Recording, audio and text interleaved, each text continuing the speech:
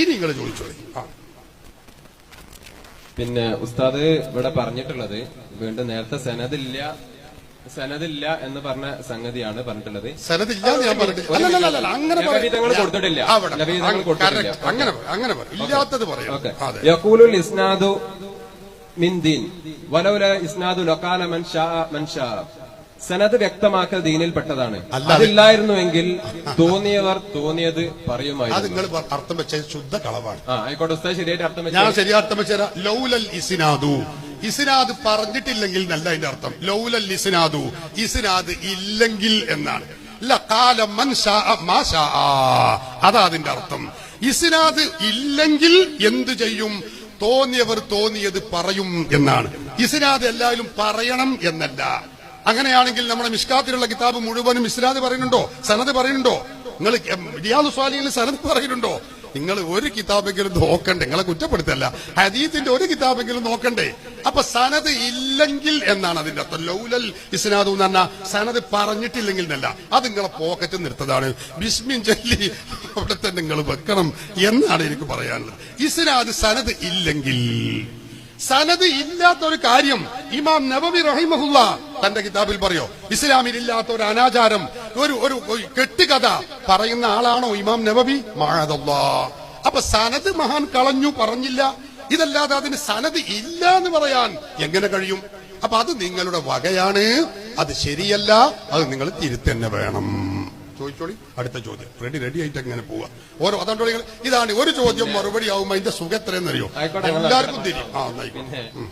സനദ് പറയൽ നിർബന്ധമാണ്. ഒരു മിനിറ്റ് ഞാൻ സംസാരിച്ച് മുഴുമിപ്പിച്ചോട്ടെ.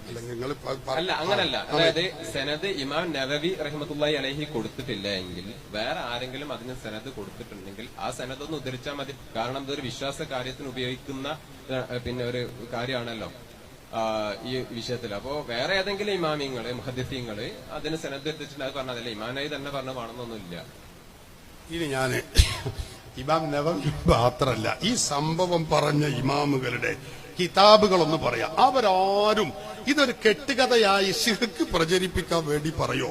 ഞാൻ ഒന്ന് എണ്ണിത്തര, കേട്ടോളി. ഒന്നാമത്തേത് ബഹുമാനപ്പെട്ട ഇമാം നവവി റഹിമഹുല്ല, ഞാൻ പറഞ്ഞു, തഹ്ദീബുൽ അസ്മാഇ വൽ ലുഗാത്ത്. രണ്ടാമത്തേത് അല്ലാമ ഇമാം ഷാമിയുടെ സുബുലുൽ ഹുദാ വർ റഷാദ്, 12ാം വാള്യം 407ാമത്തെ പേജിൽ ഇത് പറയുന്നു. അല്ലാമ ബദറുദ്ദീനുൽ ഐനി സഹീഹുൽ ബുഖാരിയുടെ വ്യാഖ്യാന ഗ്രന്ഥം ഉംദത്തുൽ ഖാരി 17ാം വാള്യം 309ാമത്തെ പേജിൽ ഇത് രേഖപ്പെടുത്തി വെക്കുന്നു. അൽ കവാകിബുദ്ദറാരി ഇമാം കിർമാനിയുടെ 9ാം വാള്യം 203ാമത്തെ പേജിൽ ഇത് രേഖപ്പെടുത്തി വെക്കുന്നു. അതുപോലെ തന്നെ ഇമാം കിർമാനിയുടെ ശറഹുൽ ബുഖാരിയിൽ 19ാം വാള്യം 194ാമത്തെ പേജിൽ രേഖപ്പെടുത്തി വെക്കുന്നു. ബഹ്ജത്തുൻ നുഫൂസിൽ അല്ലാമ ഇമാം മർജാനിയുടെ ബഹ്ജത്തുൻ നുഫൂസിൽ 386ാമത്തെ പേജിൽ രേഖപ്പെടുത്തി വെക്കുന്നു. ഇമാം ഇബ്നു അല്ലാനിൽ മക്കിയുടെ ദലീലുൽ ഫാലിഹീൻ 6ാം വാള്യം 333ാമത്തെ പേജിൽ രേഖപ്പെടുത്തി വെക്കുന്നു. ഇമാം ഇബ്നു അല്ലാൻ തങ്ങളുടെ അൽ ഫുതുഹാത്തുർ റബ്ബാനിയയിൽ 3ാം വാള്യം 38ാമത്തെ പേജിൽ രേഖപ്പെടുത്തി വെക്കുന്നു. അല്ലാമ ഹലറമിയുടെ ഖിലാദത്തുൻ നഹർ എന്ന ഗ്രന്ഥത്തിൽ 1ാം വാള്യം 374ാം പേജിൽ ഇത് രേഖപ്പെടുത്തി വെക്കുന്നു. അല്ലാമ ആമുരിയുടെ അർ-റിയാദുൽ മുസ്തതാബ 225ാമത്തെ പേജിൽ ഇത് രേഖപ്പെടുത്തി വെക്കുന്നു. അല്ലാമ സഫാരീനിയുടെ കശ്ഫുൽ ലുസാമിൽ 5ാം വാള്യം 294ാമത്തെ പേജിൽ. എത്ര ഇമാമുകളാണ് ഈ സംഭവം രേഖപ്പെടുത്തി വെക്കുന്നത് അറിയോ? ആ ഇമാമുകൾക്കൊന്നും തിരിഞ്ഞില്ല. ഇതിനൊരു സനദ് പറയാൻ മോശമായി, സനദില്ലാത്തതുകൊണ്ട് ഇത് തള്ളപ്പെടേണ്ടതാണ്, ഇത് ശിർക്കാണ്, ഇത് കെട്ടുകഥയാണ് എന്ന് ഒരാളെങ്കിലും പറഞ്ഞോ? പറഞ്ഞിട്ടില്ല. അപ്പൊ അവര് സനദ് പറഞ്ഞില്ല എന്നതുകൊണ്ട് സനദ് ഇല്ലാന്ന് വരൂല. അത് നിങ്ങൾ പറഞ്ഞ് അബദ്ധത്തിൽ പെട്ടുപോകരുതേ. ഇതാണ് എനിക്ക് ഓർമ്മപ്പെടുത്താനുള്ളത്. ഈ ഇമാമുകളൊക്കെ തൗഹീദ് പഠിപ്പിച്ചവരാ, അവരൊക്കെ ദീന് പഠിപ്പിച്ചവരാ, അവരാരും ശിർക്ക് പ്രചരിപ്പിച്ചവരല്ല. അങ്ങനെയുള്ള ഈ വർത്തമാനം നിങ്ങൾ ഒരു പിടിവള്ളിയാക്കി നിർത്തരുതേ എന്നാണ് വളരെ വിനീതമായി എനിക്ക് പറയാനുള്ളത്.